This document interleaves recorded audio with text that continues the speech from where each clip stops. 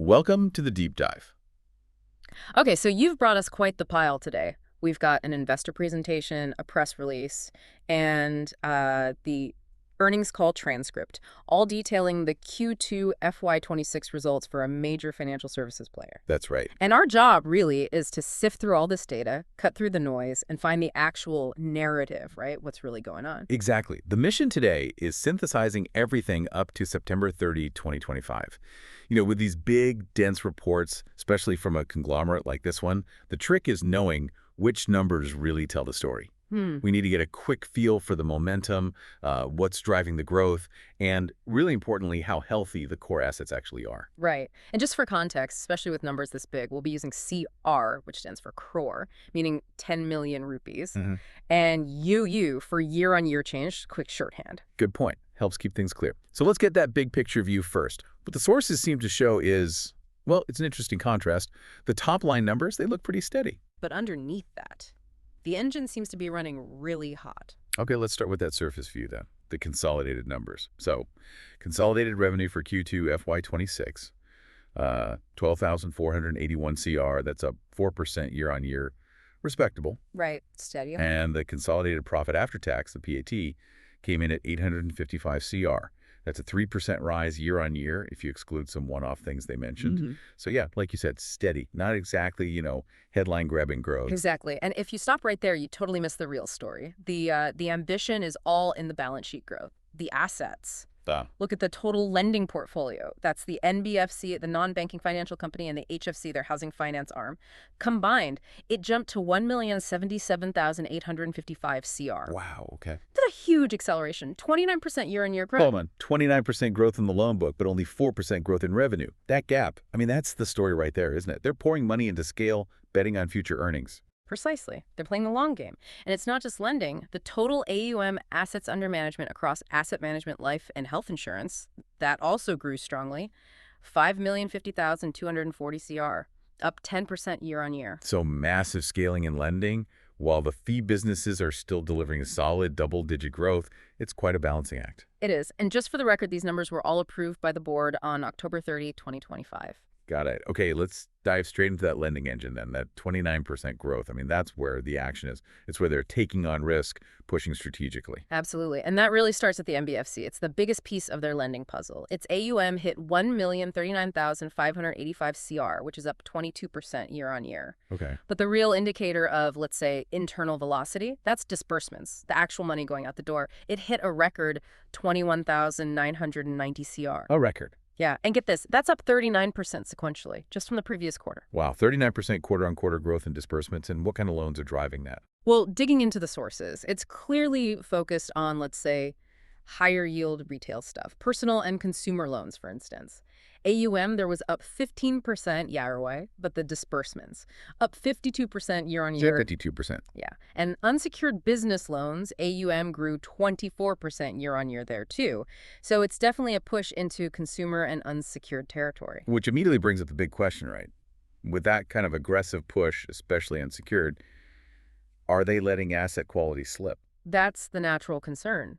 But this is where the risk management side of the story offers a pretty strong counterpoint. The data suggests they're managing it well. Okay, so what are the sources telling us about the health of that loan book? Is it holding up? It seems to be, and actually improving, which, given the growth rate, is pretty impressive. Their growth stage 2 and 3 ratio, that's loans showing early stress or actual default, it dropped significantly by 121 basis points year-on-year. Okay, 121 basis points. Just a reminder, everyone, that's 1.21 percentage points. Exactly, so it fell to 3.03%. A meaningful drop in stressed assets, even while they're growing the book so fast. That signals pretty strong operational discipline. Yeah, managing risk while growing that quickly isn't easy. It really isn't. But we also need to talk about something a bit unusual that came up in the earnings call. A kind of cleanup exercise. Oh. Yeah. They sold 500 CR worth of Stage 3 unsecured business loans, sold them to an ARC, an asset reconstruction company. Okay, selling bad loans isn't unheard of. But what was odd here, reading the transcript, was that these loans were covered by a government guarantee scheme, right? Yeah. Normally, you wouldn't sell those off. Exactly. That's what made it stand out. The management's explanation was, well, it was interesting. They called it a proactive one-time thing. To do what? Basically, to align their internal provisioning rules. They have a strict policy Yeah. Write off unsecured business loans at 180 days past due, period. But the government guarantee claims process, it can be slow, create timing mismatches. So by selling these loans, even though guaranteed, they could apply their own tougher rule immediately, keep the books clean according to their own standards rather than wait on the guarantee payout. Ah, I see. So consistency and clean reporting trumped waiting for the guarantee money. That does signal a kind of rigorous internal discipline. Very interesting. It really does. Okay, so moving from the NBFC to the HFC, the Housing Finance Company, Yeah. growth here is even more, well, phenomenal, just on a smaller base, obviously. Right. The HFC's AUM grew 65% year on year, reached 38,270 CR. 65%. And is that hitting the bottom line? Seems so. Profit before tax, PBT, jumped 87% year on year to 194 CR. And you can see a real focus on efficiency starting to pay off. Their return on assets, ROA, ticked up sequentially to 1.82%. And they expect that ROA to keep climbing. Yeah, management gave guidance. They're aiming for 2.0% to 2.2% ROA in the next 6 to 8 quarters. How are they planning to get there? Primarily through operating leverage, basically getting more efficient as they scale. Their OPEX to assets ratio improved by 20 basis points just in this last quarter. So yeah, getting cheaper to run as they get bigger. Makes sense. And the credit quality in housing. Even better than the NBFC, actually. Stage 2 and 3 loans dropped 112 basis points year on year, down to just 1.0%. That's a very, very clean housing loan book. Wow. Okay. So that covers the lending side. Let's pivot now away from the balance sheet stuff to the fee-generating businesses, asset management and insurance. Right. Starting with the asset management company, the AMC, their quarterly average AUM hit 4,025,171 CR.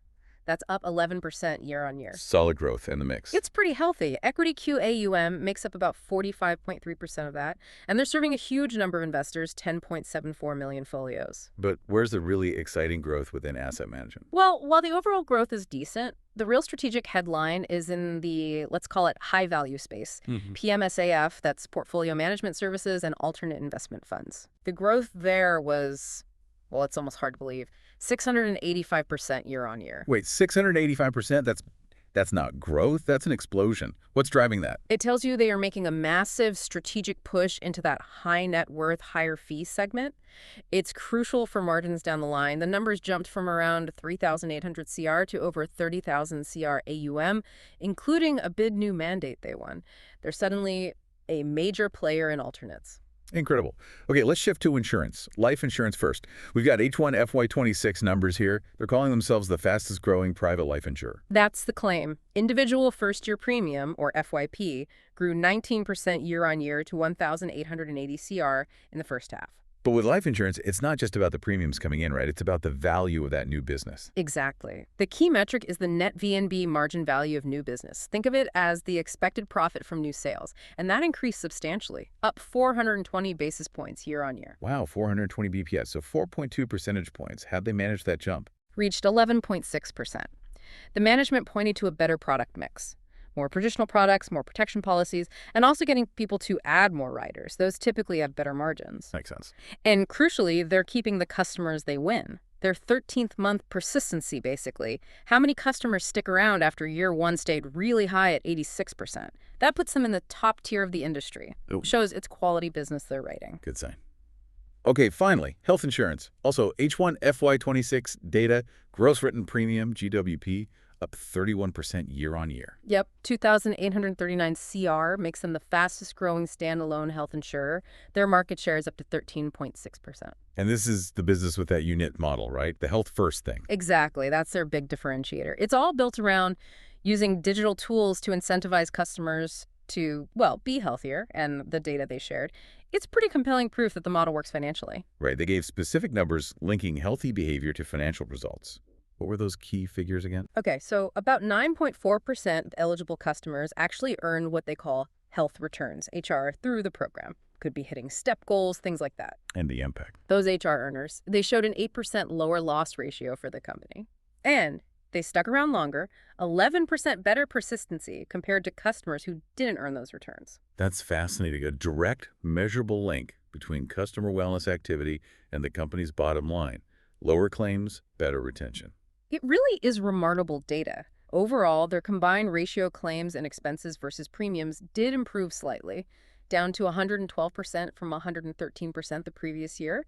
So still paying out more than they take in premiums, but the trend is improving, likely helped by this health-first model gaining traction. So you see this massive growth across lending, solid performance in AM, and these quality gains in insurance. It really makes you ask how they're pulling it all off at the same time. And the answer seems to lie in their distribution, that omni-channel strategy they talk about. It's the blend of physical reach and, crucially, digital speed. So they still have a big physical presence. Oh, yeah. 1,712 branches in total. And they specifically mention focusing on Tier 3 and 4 town smaller cities. Plus, over 1,000 of those are co-located branches, meaning multiple businesses under one roof. Key for cross-selling. But the digital side is really driving the efficiency and scale. Absolutely. Look at their D2C platform, ABCD. That's their main engine for getting new customers. They say over 7.6 million acquired through there across more than 26 products. And for businesses, they have Udio Plus. That's their B2B platform for MSMEs, small and medium businesses. That's really scaled up. It's now managing nearly 4,400 CR in AUM. And get this, it contributes 32% of that unsecured business AUM we talked about in the NBFC. So the digital platform is directly feeding that high-growth lending. Directly. And you can see the efficiency gains everywhere. Like in the NBFC, 98% of loan payments, EMIs, are collected digitally. 98%. Life insurance. 100% of new business processed digitally. Health insurance. 89% of customer service is digital self-serve. And maybe the most striking, 49% of their retail cashless health claims are processed instantly by an AI engine. Wow. Half of claims handled by AI instantly. Yep. That's a serious efficiency gain. It underpins everything. Technology isn't just helping sales, it's fundamentally changing the cost structure. It connects back to that ROA improvement target in the HFC. Okay, so if we pull all these threads together, try to synthesize the narrative hidden in these reports for you, the listener, what's the big takeaway? I think a story boils down to a really powerful two-pronged approach. You've got this high-speed lending growth, that 29% jump in the NBFC and HFC portfolios, but crucially, it seems to be managed with real discipline around credit quality. Right. Growth, but controlled growth. Exactly. And that's balanced by the other prong, focusing on improving margins and business quality and insurance and asset management. Think VNB margins, persistency, the push into high-value AIFs. And underpinning both prongs. Digital. Digital efficiency is everywhere. Acquisition, service, claims, collections. It's enabling the speed and helping control the costs. Which loops us back nicely to that health insurance piece. That finding was really quite striking.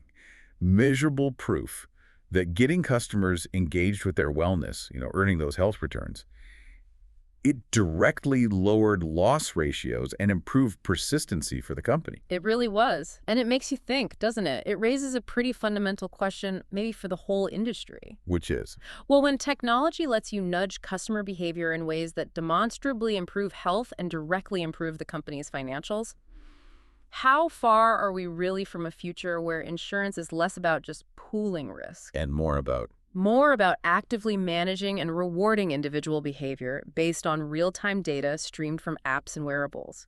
If your app knows you're hitting your step count and meditating, and that demonstrably lowers your claim probability, does your premium change instantly? What kind of new strategic landscape does that create, and what are the ethical questions that come with it? When digital engagement and profitability become almost the same thing, that's definitely something to keep an eye on as this company and others continue to scale. Absolutely. Well, that's our deep dive for today. Thanks for joining us.